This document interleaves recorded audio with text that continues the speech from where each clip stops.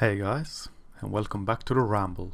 This time, it's fairy tale time with Daddyology here. I am your humble host, Moriology here, and this is Humpty-Dumpty. We came to be deprived of joy and celebrations by Humpty-Dumpty-kinned minds that fell and shattered on the ground, all eggshell frail and gooey.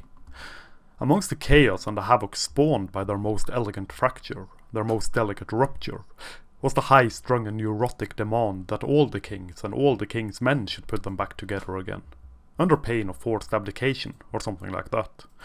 It's about building a home here, you understand. It's got nothing to do with intellectual this or that or any sort of freedom. So, despite what the fairy tale will have you believe, the kings and all the king's men could, in fact, put Humpty-Dumpty back together again. And this time, it was personal, as all political things are supposed to be. Or what's the other way around? The rules ain't always easy to keep up with, and I keep messing them about. The fault for the tumble and subsequent shattering of Humpty-Dumpty was decided to not be that of Humpty-Dumpty and its kin, not in the least. The carelessness exhibited by the tumbling timorous mess was not at fault, nor was the balancing act. Rather, it was a lack of proper this and that, the lack of guardrails and of guards, or proper rules of conduct for the wall or the fall or the ground upon which the Humpty-Dumpty-kinned minds, all frail and fragile, fair and few, shattered and got splattered. Why, someone inquired during the trial, did the ground have to be so hard? Others placed the blame on the wall being too high off the ground. The ground, they argued, could not possibly be at fault. The phallic-like wall, penetrating the sky as it did, was the most likely culprit, as it stood there, tempting Humpty-Dumpty-minded individuals to climb it and, as such, balance on top of it, wiggling back and forth and other such things that come natural to any Humpty-Dumpty-kinned individual. The ground, it was argued, was nothing but a product of modern nature trademarked, and thus could not be considered the culpable party. This despite the fact that the ground was where the Humpty-Dumpty-kin shattered.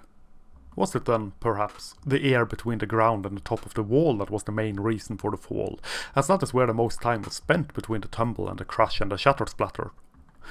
Great minds got engaged in discussion and debate, each one greater and more highly educated than the last. At last, a conclusion was reached. Those who came forth after much thought and deliberation consisted of the king's best advisors and most frequently engaged philosophers, all of whom debated vigorously for a fortnight, or thereabout. The conclusion was astounding, though absolutely logical, following the logic as laid out by the subtle inhalation of the smoke from the burning seeds of the black henbane plant. It was the jokes, you see. It was the language, see. It was the entire culture of unsafe sentiment surrounding Humpty-Dumpty and its kin that caused not only the tumble and the fall and the crash, but also the frailty of its skin. Furthermore, and truth be told, the fragility of Humpty-Dumpty could only ever be alleviated via the magic of a permanent safe space, a bubble perhaps, surrounding the personhood and people-kind and matter of which the Humpty-Dumpty-kin was constructed.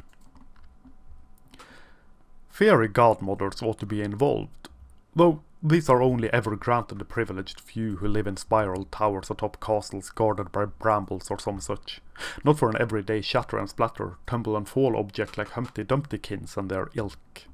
The advisors and the philosophers all agreed that the powers granted the fairy godmothers was best spent where it was spent. It was, after all, a limited resource, best kept and best spent for royalty and other important people. To which the Humpty-Dumpty-kin took great offence, and so procured the services of a fair few safe-minded and altruistically inclined fairy godmothers, doing the whole thing pro bono, and declaring it charity, thus being suitable for a good and decent return on their taxes when that time of year came around. All the pieces put back together again by all the kings and all the king's men gave fresh life and energy to the Humpty-Dumpty-kin, though of course it was even more delicate and frail and fragile at this point in time, given the previous experience of shattering from tumbling after being careless and not following the old morality tales, as of course was tradition once upon a tangled time. Yet tradition was, and is, a thing of the past, and nothing to be taken too seriously in this dawning of the progressive Humpty-Dumpty-minded utopia.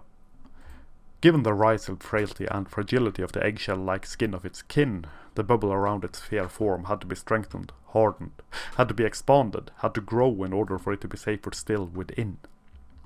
Which could not be conceivable without it being safer on the outside of the magic bubble, a bubble of safety outside the other bubbles of safety, one could say.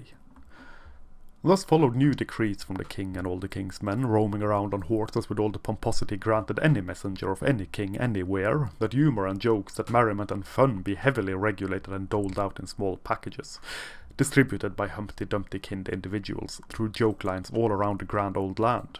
This joke quotas was to be hand-delivered by the benevolent messengers of the most beloved king, Humpty-Dumpty and its kin. And the fact that the hands of the Humpty-Dumpty kin could not reach outside the magic bubble surrounding their form was of no consequence for the delivery of joke quotas. Humour and jokes, merriment and fun, was to be delivered in quotas not exceeding 2 feathers of humour a week, nor expanding more than 3 cows' heads away from the person engaging in the joke, humour or merriment. There was much cheering and rejoice. Mainly for lack of choice, but that don't matter much. Any unregulated use of comedy was to be punished severely by the culprit being crushed to death by Humpty-Dumpty's safe space bubble.